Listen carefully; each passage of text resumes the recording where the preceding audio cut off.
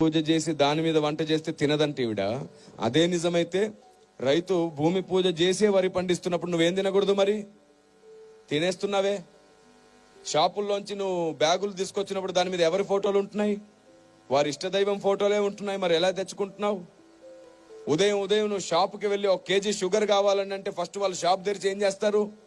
తమ ఇష్టదైవానికి మొక్కి షాప్ అంతా తిప్పి మళ్ళీ తర్వాత డబ్బుల పెట్టెలో కూడా ఆ తర్వాతే కదా నీకు ఇస్తున్నారు. ఆ లెక్క ప్రకారం నువ్వు ఏ షాపులో ఏం కొనకూడదుగా. మరి ఎందుకు కొంటున్నావు? చివరికి కటింగ్ షాప్కి వెళ్తే కూడా వాడు పూజ చేయకుండా కట్ చేయట్లేదు. ఎందుకు కట్ చేయించుకుంటున్నావు? ఇలాగే ఆలోచిస్తూ పోతే నువ్వు బస్సు ఎక్కావు. బస్సు ఎక్కగానే ఖచ్చితంగా అతను ఏం చేస్తాడు? ఓ అగరొత్తి వెలిగించి పూజ చేసుకుంటాడు. ఆ తర్వాత బస్ స్టార్ట్ చేస్తాడు. ఆ లెక్క ప్రకారం నువ్వు ఏం ఎక్కకూడదు? ట్రైన్ ని ఎవరో ఒక కేంద్ర మంత్రి వచ్చి పూజ చేసి ప్రారంభిస్తాడు ఆట. అలాగైతే నువ్వేం ఎక్కకూడదు? ఇలా ఆలోచిస్తే నువ్వు వేసుకున్న బట్టలు ఏదో ఒక షాప్ లో పూజ చేసినాక అమ్మారు. అప్పుడు నువ్వేం వేసుకోకూడదు? చూసారా? ఈ వీచే గాలి ఉంది చూసారు. ఈ గాలిని హైందవ సహోదరులు వాయుదేవుడా అని మొక్కుతారు. అప్పుడు నువ్వు ఏం పీల్చకూడదు? అప్పుడు కదా చచ్చూరుకుంటావు. బుద్ధి లేని లాజిక్లన్నీ పెట్టి క్రైస్తవ్యాన్ని ఇంకా వ్యతిరేకంగా శత్రువులుగా మార్చేస్తారా? సువార్తకి ఇంకా ఆటంకంగా నిలబడతారా?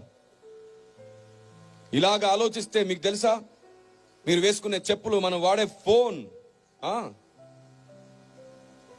చివరికి నా చేతిలో ఉన్న మైక్, ఇక్కడ ఉన్న బాక్స్, ఇక్కడ ఉన్నటువంటి వాయిద్యాలు, మీరు వేసుకున్న కళ్ళజోళ్ళు, మీరు కూర్చున్న కుర్చీలు, అన్ని ఆయా షాపుల్లో ఆయా డీలర్స్, చివరికి కార్లు కూడా వాళ్ళు పూజ చేసి వాళ్ళ షోరూంలో అమ్ముతున్నారు. ఆ లెక్క ప్రకారంగా మనం ఏ వస్తువు కొనలేంగా. ఇంకా మీకు బాగా ఇష్టమైన వస్తువు గురించి చెప్పనా? బంగారం. ఏ మార్వాడి అయినా పూజ చేయకుండా బంగారం తయారు చేస్తాడా? ఆలోచించిన ఆశాభంగం తెచ్చి ఇక్కడ పడేయండి. పాస్టర్లు అందరు కలిసి మళ్ళీ ఇదే కొత్త సంవత్సరం ఇంకా పెద్ద సభ పెడతారు. అప్పుడు మొత్తం మండలం వచ్చి సువార్త వింటారు. ఇక్కడ ఏంటి? బంగారం చూద్దాం. వేయగలరా? అమ్మో, ఇది నా బంగారం, పూజ చేసిన బంగారంగా. మరి ఇలా ఉంటుంది. చాలండి, ఇంకెంతకాలం ఈ అజ్ఞానం చెప్పండి. అందుకే మనకి ఏదైనా గొప్పగా అనిపిస్తే పరిగెత్తొద్దు. మోకరించి దేవుణ్ణి అడగండి, ఇది కరెక్టేనా ప్రభు అని. మన జ్ఞానానికి పరిధి ఉంది. ఆయన జ్ఞానం అమితమైనది. ఆమేన్. అనంత జ్ఞాని ఆయన.